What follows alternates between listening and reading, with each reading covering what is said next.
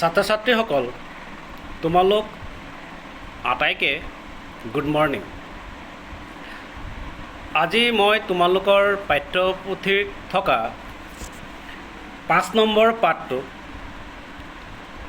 পাঠৰ শিৰোনাম হৈছে শংকৰ মাধৱ গুৰু শিষ্যৰ সম্পৰ্কৰ এক মহান নিদৰ্শন।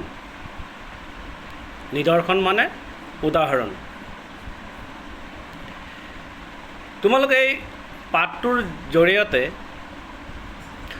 শ্ৰীমন্ত শংকৰদেৱ আৰু শ্ৰী মাধৱদেৱৰ মাজত কেনেকৈ তেওঁলোকৰ মাজত এটা সম্পৰ্ক গঢ়ি উঠিছিল, বা শ্ৰী মাধৱদেৱে শংকৰদেৱক কেনেকৈ গুৰু ৰূপে পাইছিল বা তেওঁৰ শিষ্যত্ব গ্ৰহণ কৰিছিল, সেই বিষয়ে আমি ইয়াত আলোচনা কৰিম। আলোচনা কৰাৰ আগতে আমি এই গুৰু দুজনৰ বিষয়ে কিছু কথা জনা নিশ্চয় আৱশ্যক। ইতিমধ্যে আমি 7ম শ্ৰেণীত পাঠৰ এটা লেচন ইতিমধ্যে শংকৰদেৱৰ বিষয়ে তোমালোকে নিশ্চয় পঢ়িছা। পাঠৰ নাম আছিল সাধাৰণ ল'ৰাজন বুলি। সেয়ে মই তেওঁৰ বিষয়ে আজি কোৱাৰ প্ৰয়োজনীয়তা বোধ কৰা নাই। কেৱল মই মাধৱদেৱৰ বিষয়ে চমুকৈ কিছু কথাত মই তোমালোকক ক'বলৈ ওলাইছোঁ। মহাপুৰুষ শ্ৰী শ্ৰী মাধৱদেৱ অসমৰ একশৰণ নাম ধৰ্মৰ এজন মূল সূতা বা কাণ্ডাৰী আছিল। মাধৱদেৱ শংকৰদেৱৰ এজন অন্যতম প্ৰধান শিষ্য আছিল। তেওঁ গুৰু ভক্তিৰ কাৰণে বিশেষভাৱে জনা যায়। এইজনা মহাপুৰুষৰ জন্ম লখিমপুৰৰ নাৰায়ণপুৰত 1489 চনত হৈছিল। তেওঁৰ দেউতাকৰ নাম আছিল গোবিন্দগিৰি আৰু মাকৰ নাম আছিল মনোৰমা। তেওঁৰ ককায়েকৰ নাম আছিল দামোদৰ আৰু ভনীয়েকৰ নাম আছিল উৰ্বশী। এই উৰ্বশীৰ স্বামীৰ নাম আছিল ৰামদাস। এই ৰামদাস অৰ্থাৎ মাধৱদেৱৰ ভনী জোঁৱায়েক, তেওঁ আকৌ শ্ৰী শংকৰদেৱৰ শিষ্যত্ব গ্ৰহণ কৰিছিল। শ্ৰী মাধৱদেৱে শংকৰদেৱৰ সান্নিধ্যলৈ আহি তেওঁ বহুতো বৰগীত, ভটিমা, নাট ইত্যাদি ৰচনা কৰিছিল। তাৰ ভিতৰত এটি উল্লেখযোগ্য বৰগীত হৈছে তেজেৰে কমলাপতি। আশা কৰিম তোমালোকে এইটো নিশ্চয় শুনিবা। এতিয়া মই আমাৰ পাঠত লৈ আহিছোঁ। প্ৰথমে আছে শংকৰ গুৰুৰ প্ৰিয় শিষ্য গুৰু মাধৱদেৱ। শংকৰ গুৰুৰ প্ৰিয় শিষ্য গুৰু মাধৱদেৱ। ইতিমধ্যে মই তোমালোকক ক'লোঁ যে শংকৰদেৱৰ প্ৰিয় শিষ্য মাধৱদেৱ। এই দুজনাই আমাৰ গুৰু পৰম বান্ধৱ, অৰ্থাৎ শ্ৰী শংকৰদেৱ, শ্ৰী মাধৱদেৱ। এই দুজন আমাৰ পৰম বান্ধৱ। বান্ধৱ মানে বন্ধু, লগৰীয়া, অৰ্থাৎ যিজন আমাৰ জীৱনৰ সৰ্বোচ্চ, বা যিজনক আমি জীৱনৰ সৰ্বোচ্চ কৰি আমি চলোঁ, সেইজনে হৈছে আমাৰ বান্ধৱ। অৰ্থাৎ শ্ৰীমন্ত শংকৰদেৱ আৰু শ্ৰীমন্ত মাধৱদেৱক আমি আমাৰ জীৱনত লৈ চলোঁ, লগৰীয়া হিচাপে লৈ চলোঁ। আপদে বিপদে সকলো সময়ত তেওঁলোকক আমি স্মৰণ কৰি চলোঁ। সেয়েহে আমি ক'ব পাৰোঁ তেওঁলোক আমাৰ জীৱনৰ বান্ধৱ। এতিয়া কথা হ'ল এই যে তেওঁলোক আমাৰ গুৰু বা পৰম বান্ধৱ ক'লেতো নহ'ব, আমি তেওঁলোকক আঁকোৱালি ল'ব লাগিব। পঢ়িলেতো নহ'ব, ধৰিব লাগিব। কেনেকৈ ধৰিম? যেনেকৈ শ্ৰী মাধৱদেৱে শংকৰদেৱক ধৰি চলিছিল, মানে তেওঁৰ শিষ্যত্ব গ্ৰহণ কৰিছিল। তো আমাক তেওঁলোকক কিয় দৰকাৰ হয়, তেওঁলোকক কিয় আমাৰ গুৰু হিচাপে বা তেওঁলোকৰ শিষ্যত্ব আমাৰ কিয় গ্ৰহণ কৰিব লাগে? এইটো আমি এটা সহজ এটা উদাহৰণে তোমালোকক মই বুজাবলৈ বিচাৰিছোঁ। তোমালোকে শ্ৰেণীত নিশ্চয় বৃত্ত আঁকিছা। এই বৃত্তটো যেতিয়া তুমি আঁকিবলৈ যোৱা বা আমি বৃত্তটো যেতিয়া আঁকিবলৈ যাওঁ, তেতিয়া আমাক এটা বিন্দু লাগে বা তাৰ এটা কেন্দ্ৰ লাগে। জ্যামিতিৰ ভাষাত তাক কেন্দ্ৰ বুলি কয়। এই বিন্দু বা কেন্দ্ৰটো ধৰি যেতিয়া আমি বৃত্তটো আঁকো, দেখিবলৈ পোৱা যায় সেই বৃত্তটো অতি নিতুল, ধুনীয়া, অৰ্থাৎ নিখুঁতভাৱে হয় এই কেন্দ্ৰটো থকাৰ কাৰণে।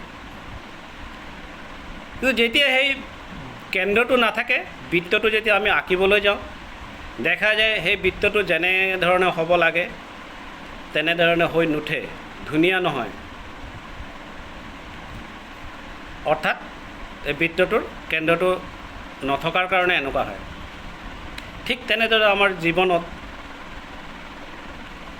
আমাৰ সেই গুৰুৰূপী কেন্দ্ৰটোৰ প্ৰয়োজন হয়। সেই কেন্দ্ৰটো থাকিলে তেতিয়া আমাৰ জীৱনটো সুন্দৰ, সুশৃংখল আৰু আমাৰ জীৱনটো ধুনীয়া হৈ পৰে। তো এই সৰু কথাটোৰ পৰা তোমালোকে হয়তো অনুমান কৰিব পাৰিছা যে আমাৰ জীৱনত গুৰুৰ প্ৰয়োজনীয়তা আছেনে নাই বা কিমানখিনি আছে। যি কি নহওক, এই দুজনা গুৰু আমাৰ জীৱনৰ পৰম বান্ধৱ বা লগৰীয়া। শংকৰদেৱ আৰু তেওঁৰ প্ৰিয় শিষ্য মাধৱদেৱ, এই দুজনাই আমাৰ পৰম গুৰু। ওপৰত আমি পালোঁ পৰম বান্ধৱ, এতিয়া আমাক কৈছে পৰম গুৰু। পৰম গুৰু মানে কি? পৰম গুৰু মানে হৈছে গুৰুৰো গুৰু। তাক আমি সৎগুৰুও বুলি ক'ব পাৰোঁ বা আধ্যাত্মিক গুৰুও বুলিও ক'ব পাৰোঁ। তেতিয়াহ'লে আমাৰ এই দুজনা গুৰু আমাৰ পৰম গুৰু, গুৰুৰো গুৰু বা আধ্যাত্মিক গুৰু বা সৎগুৰু। গুৰুৰো গুৰু বুলি হ'লে কি বুজোঁ? আমি জানো আমাক যিসকলে শিক্ষা দীক্ষা দিয়ে, পঢ়া শুনা কৰায়, তেওঁলোক আমাৰ শিক্ষাগুৰু। আমাৰ মা দেউতা আমাৰ গুৰু, তেওঁলোক আমাৰ জন্মদাতা গুৰু। এই যে আমাৰ শিক্ষাগুৰু, আমাৰ জন্মদাতা গুৰু, তাৰ ঊৰ্ধত, তাৰ ওপৰতো এজন থাকে, সেইজন হৈছে পৰম গুৰু, যাক মই এতিয়া ক'লোঁ যে তেওঁক আমি সৎগুৰু বা আধ্যাত্মিক গুৰুও বোলোঁ। আধ্যাত্মিক মানে কি? একেবাৰে সহজ কথাত আধ্যাত্মিক কথাটো আমি এইটো ধৰ্ম সম্পৰ্কীয় বুলি আমি ক'ব পাৰোঁ। আকৌ ধৰ্ম কি?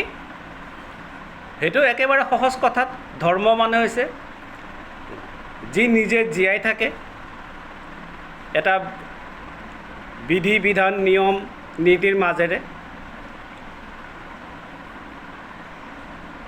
আৰু তেওঁ আনকো জীয়াই থাকিবলৈ প্ৰেৰণা দিয়ে বা উৎসাহিত কৰে। সেয়ে হৈছে ধৰ্ম। নিজে জীয়াই থাকে, আনকো জীয়াই ৰাখিবৰ কাৰণে যি ৰাস্তা দেখুৱায়। এতিয়া আমাৰ এই পৰম গুৰু হ'ল আমাৰ শ্ৰীমন্ত শংকৰদেৱ, শ্ৰী মাধৱদেৱ আৰু অনেক গুৰু আছে এনেকুৱা, যেনেকৈ যীশুখ্ৰীষ্ট, গৌতম বুদ্ধ, হজৰত মহম্মদ, শ্ৰী চৈতন্যদেৱ, শ্ৰী ৰামকৃষ্ণদেৱ ইত্যাদি ইত্যাদি গুৰু অনেক। কিন্তু তেওঁলোকৰ ঊৰ্ধত আৰু এজন আছে যিজনক আমি নেদেখোঁ। সেই নেদেখাজন তেওঁ হৈছে ঈশ্বৰ বা ভগৱান। তেতিয়াহ'লে এই গুৰুসকল কোন? সেই ঈশ্বৰ বা নেদেখাজনৰ দূত, বা তেওঁলোকক আমি বাৰ্তাবাহী বুলিও ক'ব পাৰোঁ। তেওঁলোকক সময়ে সময়ে যুগে যুগে এই ধৰাধামলৈ পঠিয়াই, যাক আমাক এটা ৰাস্তা দেখাবলৈ আমাক সহায়ক হয়, যি ৰাস্তাই, যি নীতি নিয়মেৰে, বিধি বিধানৰে মাজেৰে আমি জীৱনৰ চলিবলৈ আমি ৰাস্তা বিচাৰি পাওঁ আৰু আমাৰ জীৱনটো সুকেন্দ্ৰিক, সুশৃংখল, দুখে সুখে শান্তিতে আমি কটাবলৈ প্ৰেৰণা পাওঁ। তেনেহ'লে আমি বুজিলোঁ যে শংকৰ মাধৱ আমাৰ পৰম বান্ধৱ, তেওঁলোক আমাৰ পৰম গুৰু। অসমৰ সমাজ জীৱনত এই দুয়োজনা গুৰুৰ প্ৰভাৱ অতুলনীয়। অৰ্থাৎ শ্ৰী শংকৰদেৱ আৰু শ্ৰী মাধৱদেৱ এই দুজনা গুৰুৰ প্ৰভাৱ আমাৰ জীৱনত যে এক সুদূৰ প্ৰসাৰী প্ৰভাৱ আছে, তাৰ কথা কোৱা হৈছে। আমি জানো যে এই গুৰু দুজনাৰ কথা ক'বলৈ গ'লে সমগ্ৰ অসমখনেই আমি শংকৰদেৱ বুলি ক'ব পাৰোঁ। গোটেই অসমীয়া জাতিটোক এই গুৰু দুজনাই একতাৰ দোলেৰে বান্ধি ৰাখিবলৈ সক্ষম হৈছে। এনে বিৰল ঘটনা পৃথিৱীত আন ক'ৰবাত সাধাৰণতে বা সহজতে দেখিবলৈ পোৱা নাযায়। অসমীয়া জাতীয় জীৱনৰ প্ৰতিটো খোজতে তেওঁলোকৰ অৱদান বিৰাজমান।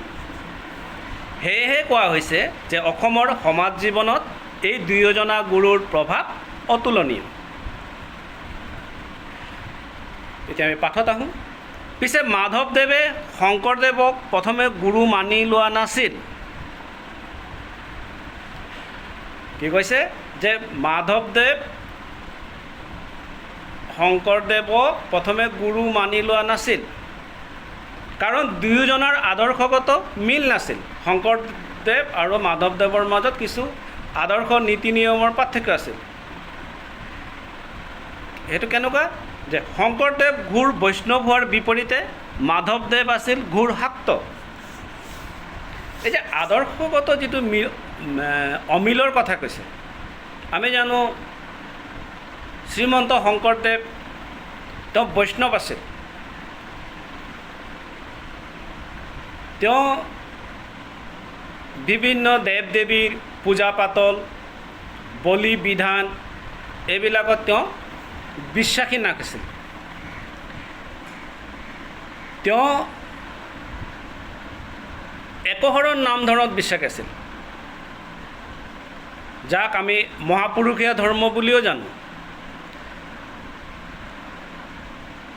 আনফালে মাধৱদেৱে এই বিভিন্ন দেৱ দেৱীৰ পূজা পাতল, বলি বিধান এইবিলাকত বিশ্বাসী আছিল। তেতিয়া আমি সহজতে বুজিব পাৰিলোঁ যে তেওঁলোকৰ দুজনৰ মাজত অমিলটো ক'ত।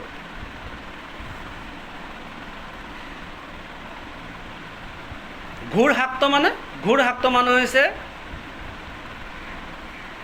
যিজনে এই দেৱ দেৱীৰ পূজা পাতল বলি বিধানত বিশ্বাস কৰে তেওঁক ঘোৰ শাক্ত বুলি কোৱা হয়। এবাৰ ঘটা এটা ঘটনাই মাধৱদেৱক শংকৰদেৱৰ শিষ্যত্ব গ্ৰহণ কৰিবলৈ বাধ্য কৰালে। তেতিয়াহ'লে কথা হ'ল যে মাধৱদেৱক কি ঘটনাটোৰ কাৰণে তেওঁক শংকৰদেৱৰ ওচৰলৈ বা সান্নিধ্যলৈ আনিবলৈ বাধ্য কৰালে, সেই ঘটনাটো এতিয়া আমি পঢ়িম। ঘটনাটো এনেধৰণৰ।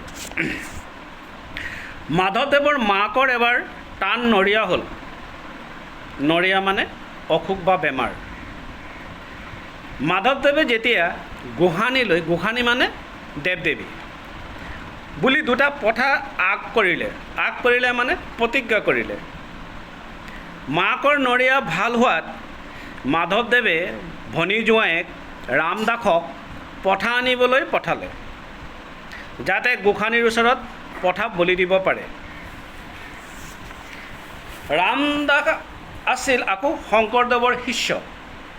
তেওঁ বলি বিধান আদি নামানিছিল। তেওঁ পঠা নানি বলি বিধান যে এটা অপ্ৰয়োজনীয় প্ৰথা তাকহে বুজাবলৈ লাগিল। মাধৱদেৱৰ খং উঠাত ৰামদাসে মাধৱদেৱক শংকৰদেৱৰ কথা ক'লে আৰু তেওঁৰ ওচৰলৈ যাবলৈ ক'লে। তাৰমানে ঘটনাটো কি ক'লে যে মাধৱদেৱৰ মাকৰ এবাৰ নৰিয়া হৈছিল, অসুখ হৈছিল। সেই অসুখ হোৱাৰ সময়ত মাধৱদেৱৰ বিশ্বাস আছিল যে মানুহৰ বেমাৰ আজাৰ বা অসুখ হ'লে দেৱীৰ আগত পূজা পাতল কৰি বলি বিধান দিলে সেই অসুখটো ভাল হয়। সেইবুলি তেওঁ গোসানীলৈ মানে দেৱীলৈ তেওঁ মনে মনে প্ৰতিজ্ঞা কৰিলে যে তেওঁৰ মাকৰ অসুখ যদি ভাল হয় তেওঁ দুটা ছাগলী বলি দিব। দেখা গ'ল তেওঁৰ মাকৰ অসুখ ভাল হ'ল, আৰু তেওঁৰ মাকৰ অসুখ ভাল হোৱাৰ ফলত তেওঁৰ প্ৰতিজ্ঞামতে তেওঁ দুটা পঠা ছাগলী ৰামদাস মানে তেওঁৰ ভনী জোঁৱায়েক উৰ্বশীৰ স্বামী, যিটো মই আগতে কৈছিলোঁ, তেওঁক পাছিলে মানে তেওঁক দায়িত্ব দিলে। কিন্তু ৰামদাসে যিহেতু তেওঁ শংকৰদেৱৰ শিষ্য আছিল, তেওঁ বলি বিধান নামানিছিল। সেয়ে তেওঁ সেই বলি বিধান নামানি তেওঁ মাধৱদেৱৰ পঠা নানি বলি বিধান যে এটা প্ৰয়োজনীয় নহয় বা এটা অপ্ৰয়োজনীয়, সেই কথাটো তেওঁক জনালে। জনোৱাত মাধৱদেৱৰ খং উঠিল আৰু মাধৱদেৱক ৰামদাসে শংকৰদেৱৰ ওচৰত যাবলৈ ক'লে বা অনুৰোধ কৰিলে। ৰামদাসৰ কথামতে মাধৱদেৱ ৰামদাসৰ লগতে শংকৰদেৱৰ ওচৰ পালেগৈ। তেওঁ তেওঁৰ ভনী জোঁৱায়েকৰ কথা মানিলে। ৰামদাসৰ লগত লৈ তেওঁ শংকৰদেৱৰ ওচৰত গ'ল।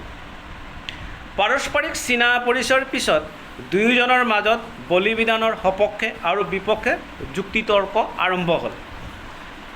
তো তেওঁলোকক যোৱাৰ পাছত দুয়োজনৰ মানে শংকৰদেৱ আৰু মাধৱদেৱৰ যিটো চিনাকি পৰ্ব, সেই চিনাকি পৰ্বটো হ'ল। আৰু তেওঁলোকৰ দুয়োজনৰ মাজত যে বলি বিধানৰ দিয়া নিদিয়া তাৰ সপক্ষে বিপক্ষে দুয়োজনৰ মাজত শংকৰদেৱ আৰু মাধৱদেৱৰ মাজত যুক্তিতৰ্ক হ'ল।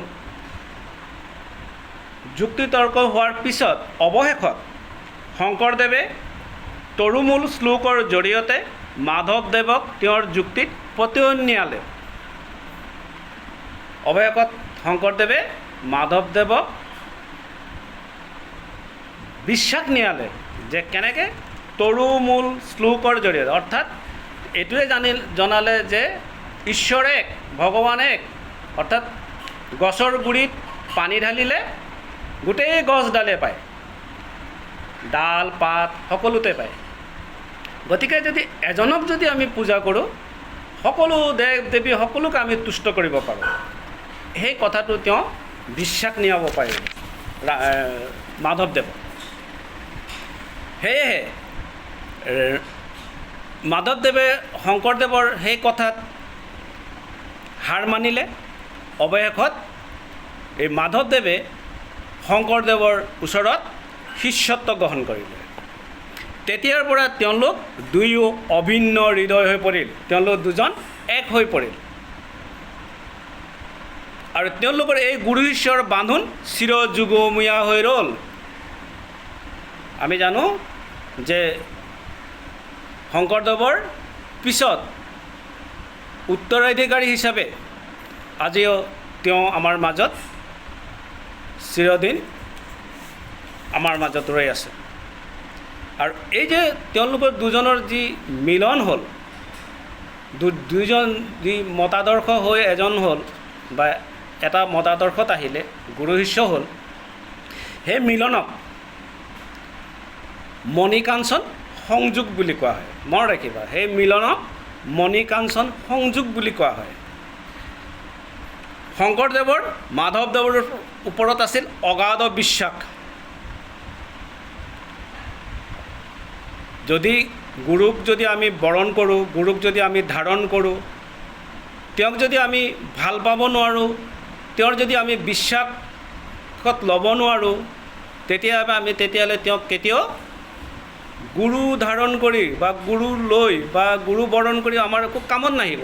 তেওঁৰ প্ৰতি আমাৰ অসীম অফুৰন্ত বিশ্বাস, ভাল পোৱা সেইবিলাক থাকিব লাগিব। তেতিয়াহে আমি গুৰুৰ আস্থা লাভ কৰিব পাৰিম। গতিকে মাধৱদেৱে সেই কামটো কৰিছিল। তেওঁ গুৰুৰ আদেশ সদায় শিৰত লৈ চলিছিল। লাহে লাহে মাধৱদেৱ শংকৰদেৱৰ পৰিয়ালৰ এজন হৈ পৰিছিল। এদিন শংকৰদেৱৰ পত্নীয়ে খেদ কৰি শংকৰদেৱক ক'লে, কোনো এটা ঘটনা হৈছিল এই শংকৰদেৱ আৰু মাধৱদেৱৰ মাজত। তো শংকৰদেৱৰ পত্নীয়ে তেওঁৰ মনত খেদ মানে দুখ প্ৰকাশ কৰি মাধৱদেৱৰ বিষয়ে এষাৰ কথা কৈছিল। তো সেই পিছৰ কথাখিনি আমি তোমালোকৰ পৰৱৰ্তী পাঠত আলোচনা কৰিম। আজিলৈ ইমানতে সামৰিলোঁ। সকলোৱে ভালকৈ থাকিবা, সুৰক্ষিত হৈ থাকিবা। ধন্যবাদ।